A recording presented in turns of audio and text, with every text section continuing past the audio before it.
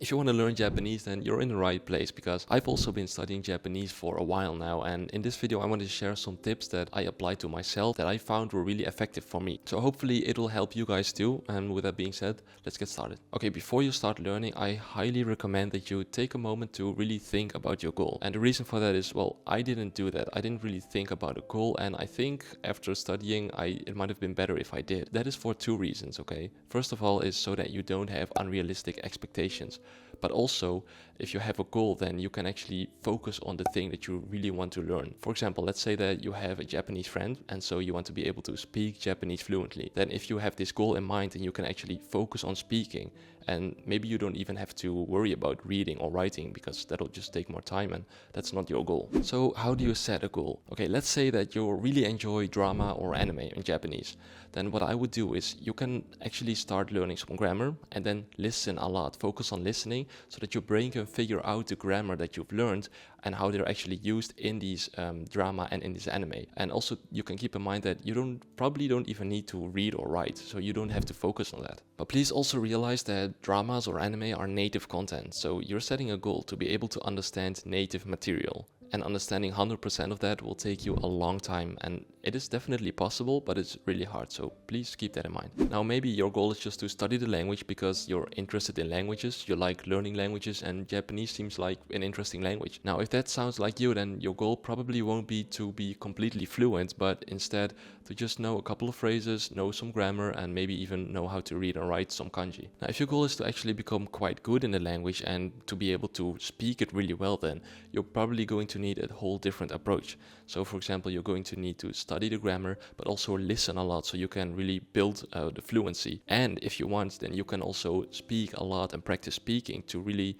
build that speaking skill. Although writing kanji would not always be necessary, maybe if you see yourself going to Japan, living or working there, and you actually need to know how to write it, then sure, you can learn how to write it. If not, then maybe you don't need to. Now personally, when I started, I didn't really have a goal. I was just having fun with the language, and after a while I stopped having fun. As I hit the intermediate plateau, I stopped having fun and I didn't have a goal, so I ended up stopping. And then I started having fun again when I found some engaging content in Japanese online, and also I went for a trip to Japan, so that helped as well. But as for a goal, honestly, I still don't really have one. Okay, so you got your goal. The first thing that you're probably going to learn is the alphabet. And Japanese has two alphabets. First is hiragana, then there's katakana, and they all have their own stroke order too. And then of course you have the characters, the kanji. So kanji are these characters that contain the actual meaning. And personally, I would say that if you're going to learn kanji, then you should also learn the hiragana, because the hiragana tells you how to actually pronounce these kanji. And then if you know your hiragana, then you might as well learn katakana, because they're basically the same. The only thing is that the writing is different, so they're different characters, but the pronunciation is the same. So when you use katakana, it's usually when there's foreign words, like for example play in Japanese would be purei with purei. Words like these that come from English. Now also in certain specific contexts you would write katakana. For example, animal names are usually written in katakana, and words that describe sound, like woof or meow, like onomotopia. Onomotopia? I don't know how to pronounce this. Now I believe that you have to learn all three of them, because if you're only going to learn hiragana and katakana, that just makes no sense, because then the way Japanese works is they don't really have spaces in a sentence. So if you were trying to read a sentence without kanji, then you wouldn't know what everything means. And the way kanji work is that based on the use of kanji and hiragana, you can see each word, how it is used in a sentence. So you really need all of them in order to understand the sentence. So the way I learned hiragana and katakana is I learned them per 5. So Japanese has like 5 vowels, I guess. You have a, I, u, e, o, and then all the other sounds are basically derived from those sounds. So you have a, I, u, e, o, then ka, ki, ku, ke, ko, then sa, shi, su, se, so, etc., etc. And what I would do is each day I would do 5 of these, and I would write them down. But honestly, I don't think you really need to write them down, because the last time I wrote a hiragana or katakana, I can't even remember.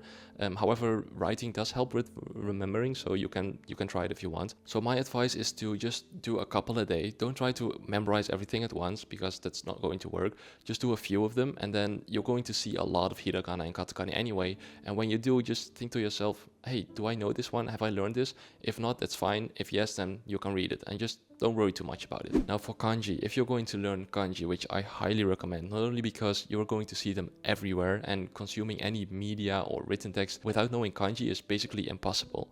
Also because, kanji are actually quite fun to learn and they're not really that difficult if you have an efficient method, a method that works. Now, one method that is proven to work when recalling items, so kanji in this case, is by having your brain recall these items in specific intervals. And then if you increase these intervals, then your recall of these kanji or items will actually improve. So this way of remembering things is called spaced repetition, and it works perfectly with learning kanji. So I'd like to introduce an app that uses exactly this method to help you learn kanji and vocabulary efficiently.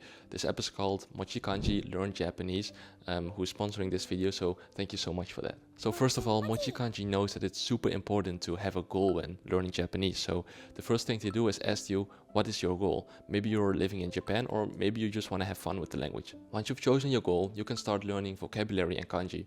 MochiKanji uses this feature called golden time to calculate the best time for you to review these items, so that you can learn up to 1000 vocabulary and kanji in 1 month. Now this golden time feature is actually based on spaced repetition, and spaced repetition works perfectly when you're trying to memorize something, because your brain, it naturally forgets things, and if you have your brain recall certain things at specific times, then you can actually improve your memorization. So the vocabulary and the kanji that you learn are all divided into 5 levels. Level 1 is the items that you've just learned, and level 5 is the items that are in your long-term memory.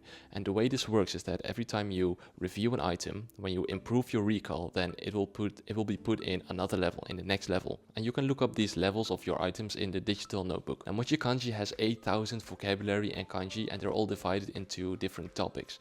And I think that's great for a few reasons. Now let's say you want to learn specifically for a JLPT exam that you're taking, then you can focus on these specific vocab and kanji. But also if you're just interested in a specific topic, then you can just learn the vocab and kanji that belong to that topic. Now if you don't know a lot of kanji yet, then that's fine, because each word has furigana and each flashcard has an example sentence.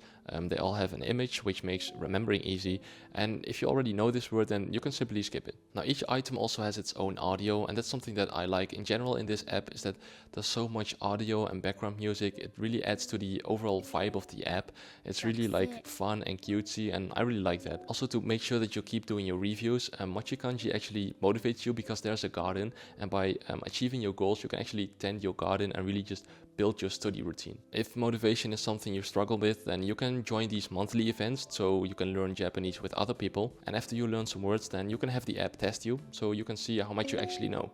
You can do quizzes for listening, reading and writing. Now aside from studying from flashcards, you can also practice daily conversation by going to this tab, daily conversation. And this is useful if you want to practice phrases or things that you are actually going to use in daily conversation. Now if you're actually serious about writing kanji and you do want to know how to write the kanji, then you can also practice writing the kanji for N5 up to N2 kanji with correct stroke order. So this really helps with memorization as well. And finally, MochiKanji also has a dictionary where you can find words, also words that you haven't learned yet. Each of these words have, of course, a meaning, but also an audio file, an example sentence, the type of word that they are, and you can save them so that you can review them later. Now, if you'd like to use MochiKanji, then I'll put a link in the description and also in the top comments. And otherwise, you can also just search MochiKanji Learn Japanese on Google Play, in the App Store, or just go to the website and download it there. Now, I think it's actually really important to mention that you have to use the language as much as you can. And I speak from experience here because I personally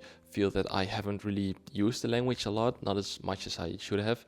And you know, it doesn't have to be speaking necessarily. You can just go online and chat with people if that's what you want. Just remember that the goal is not to have perfect Japanese. The goal of a conversation is to, well, have a conversation and to understand each other. So for example, the other day I met this guy at a store, okay, and he spoke Japanese. It turned out that he had lived in Japan for 2 years. And so we were talking, and even though I was a little unconfident, I didn't have perfect Japanese, but I was able to have a conversation with him, and that's the point. Now also more recently I sent a message to a guy that I met a few years ago, a Japanese guy, and I was able to send him a message in Japanese, and You know, before I was really conscious of how I typed. I didn't want to make any mistakes, but now I was just trying to have a conversation and just chat with him, and I actually managed to do that. And so this goes kind of hand in hand with what I said before, but you really gotta have fun with the language. And an easy way, for me at least, is to find hobbies of yourself and then combine them with the language. For example, some of my hobbies include breakdancing, riding on my motorcycle, and playing games. And I actually found a channel of a group of people, a group of breakdancers in Japan who do breakdance, and I like to watch their content. As for motorcycling, I also found another channel from a guy who literally just goes on his bike and he just rides around in Tokyo. A Japanese guy. As for gaming, there are tons of channels in Japanese that you can watch for specific games.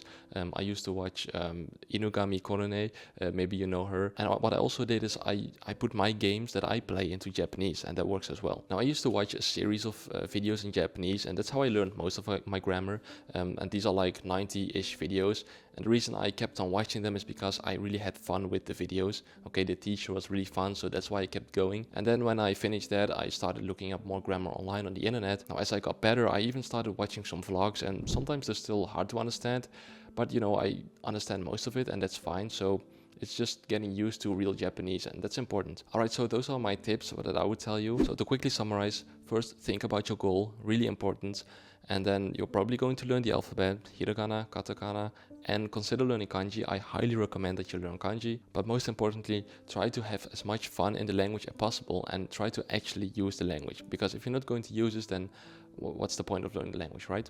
Okay, so with that being said, see you in another video. Bye-bye.